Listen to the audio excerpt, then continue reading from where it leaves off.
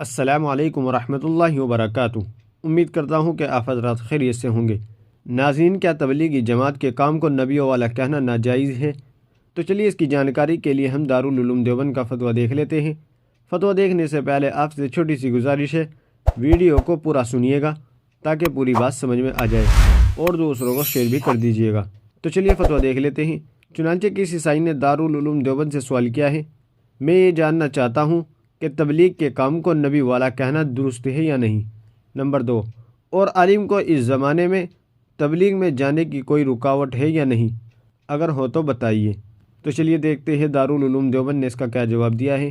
اس کا جواب آپ اپنی اسکرین پر بھی دیکھ سکتے ہیں۔ بسم اللہ الرحمن الرحیم۔ تشبیہ دینے میں ادنیٰ سی مناسبت کافی ہوتی ہے۔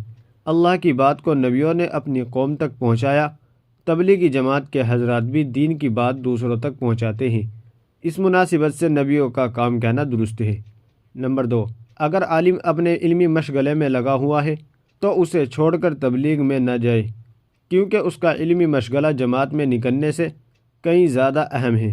ہاں، اپنے تعطیل کے زمانے میں جی چاہے تو قوم کی رہنمائی کے لیے نکل سکتا ہے، بشرطے کہ اتنا کرایہ اس کے پاس موجود ہو جس سے آسانی کے ساتھ جا سکتا ہو۔